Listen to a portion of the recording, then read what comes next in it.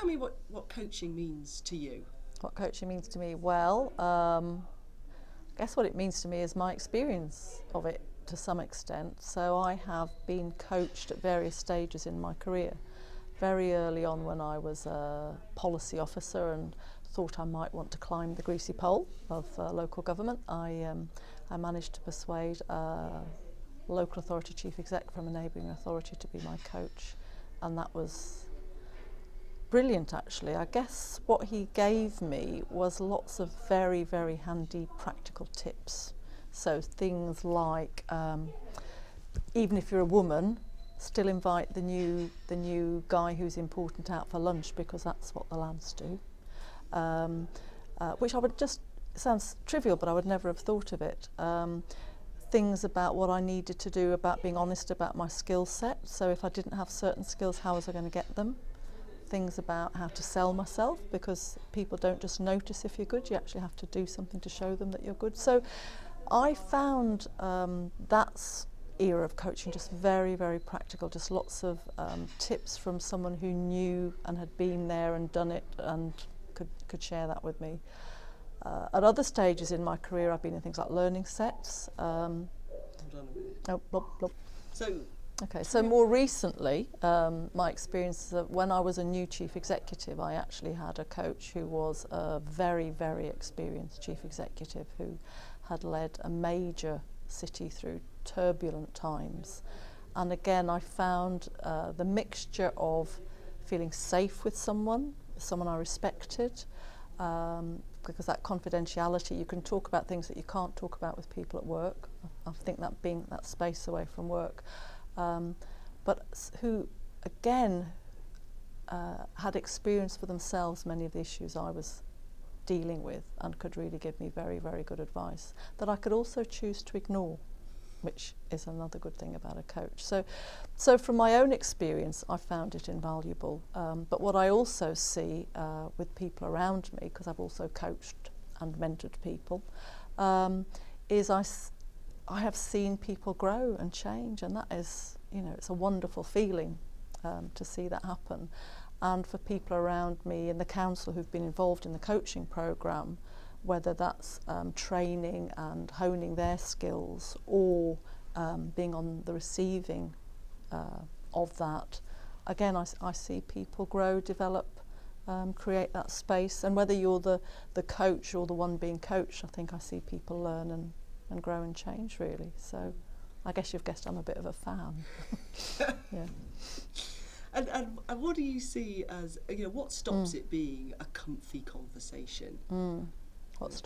Well, a good coach asks challenging questions, and I guess people have got different styles, haven't they? People have got very different styles, but people who have experienced me as coach, I sometimes see that moment when I say, well, don't you think that you've done X? And they kind of go, they get that moment where you haven't said something cosy and supportive, actually. You've said something quite direct, but there's enough trust there that they can hear it.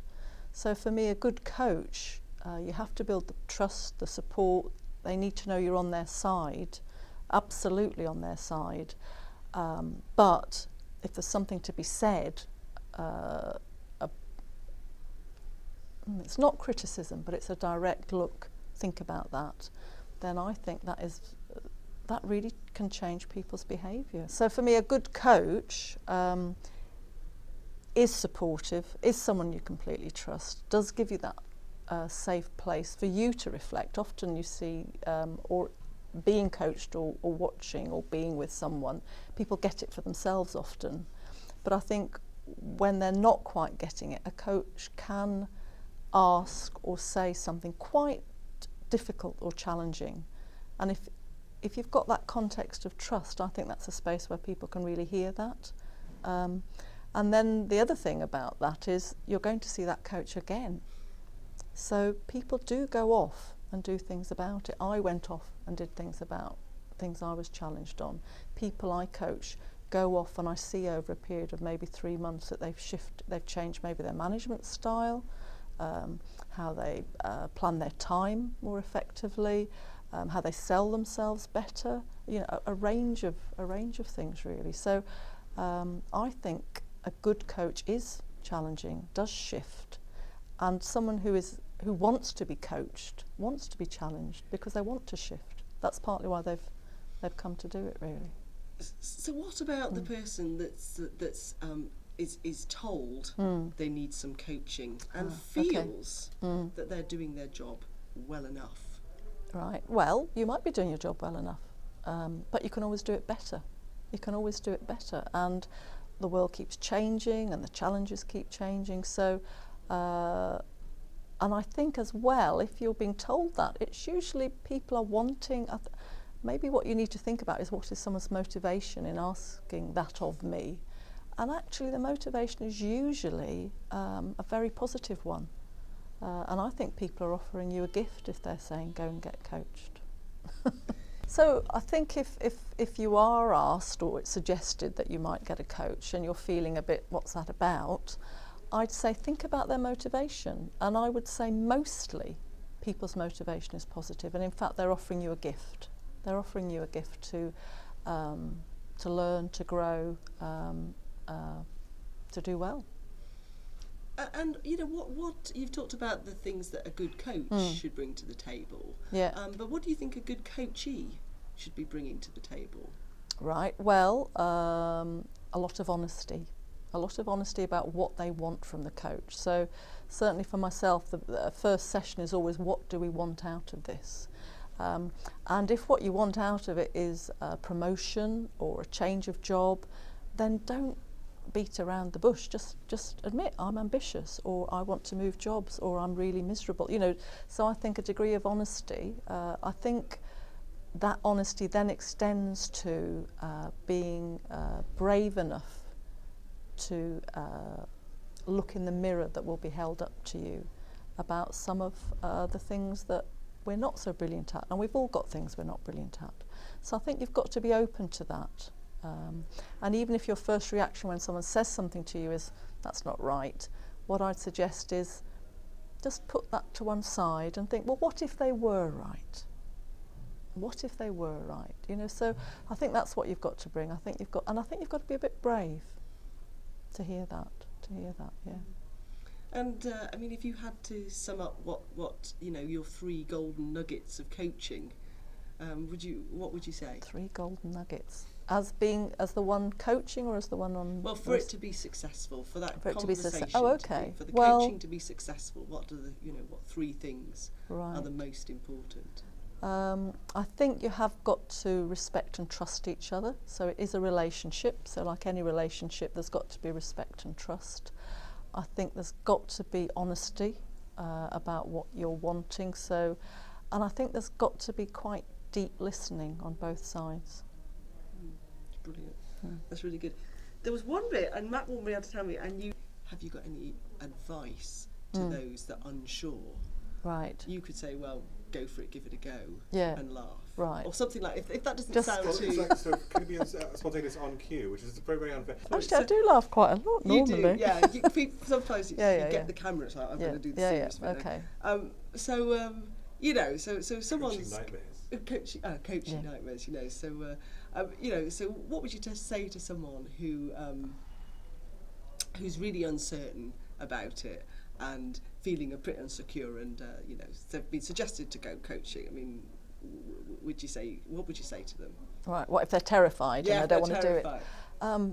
Well, if you're really terrified and you really don't want to know, well, then maybe you shouldn't do it. Actually, but if you're really terrified, then maybe all the more reason why you check out who you get, so that you've got the right person. But I wouldn't say that's the reason not to do it. I'd say just be very clear about the sort of person you need. So if you're quite a nervous person, then maybe choose someone a little bit gentler. If you're quite kind of, you know, bombastic and nobody can teach me anything, then you might need someone who will be a bit more like some sports coach. So think about the kind of person you need, really. So I'm not being at all laughy. I keep thinking I should be laughing. Actually, can we follow that one up? Because I think your idea, where we started on the NLP stuff, you know. So I mean, do you see there as different sorts of coaching? and that some people maybe benefit from a different Oh, style. absolutely, yeah, Give me absolutely. some views on some of the sort of different sorts of coaching. Okay, well for me, because I'm really into all this self-development malarkey, so people can come at all sorts of creative angles, and that's fine. For somebody else, and perhaps maybe you're not that confident, and maybe one of the main things you need is someone to keep telling you how good you are. So what you don't want then is some kind of, I don't know, Manchester football manager, going push, push, push. So I think you've got to know, and if you're very, very sensitive to criticism, don't choose that person who likes to call a spade, and so I think that's what I mean. Know kind of where you are on that, because there'll be times when what I think I need is maybe I'm feeling stuck, and I want someone who'll push me, and I want someone who keeps asking me uncomfortable questions. But that might absolutely not be what I need another time. What I need another time might be someone to say, you did your best. You're not that awful. Sometimes you need just someone to say, you're okay. So I suppose that's what I mean about think about who you choose. And have you ever come across a nightmare coaching scenario where, you just don't seem to be able to make headway with the person at all? Well, I've had one who's never turned up, who asked me, I shouldn't tell this story really, who asked me if I could be their coach. And to be fair, I'm quite abstemious about this because, time and all of that. So I only kind of have 2 or 3 people. And someone asked and I said yes and okay. And we fixed about 5 sessions in the diary, and they didn't turn up to 1. And in the end, I had to say, I'm not creating any more spaces in the diary. So I never did anything wrong because they never met me. But so that was my worst case coaching. They just never came. What about if we have a pick up on the one about coaching as a management style? Because you've got a lot of it going here, I presume. Have you got your top team kind of mostly on board? Mostly, and people are all doing their different, and people have, well, it's not always coaching though. Some people they'll be in a learning set, or they'll be on some leadership course, or they'll have done their 360 and. So there's a range of, so for me it's not so much you have to be coached, but I do have an expectation that people will be involved in some kind of self-development. And there's different times in your life when you need different kinds of self-development, isn't there really? And what do you see of the real benefits of coaching over some of those other aspects of self-development or traditional training? Or, well, coaching is for a start, it's one-to-one, so you can't get any more tailored than that, can you? And it can be around specifically what you want to work on at that time. So for lots of the other things, it may or may not be in a learning set that they're working specifically on what you need at that. You might be doing more support to someone else, which is great, and you learn as well. Or if you're on a particular programme, some bits of that programme will be spot on and others might not. But with coaching, it should always be right here, right now, what you need. So, it's a pretty wonderful thing to be able to access, isn't it, really, I think. So, yeah.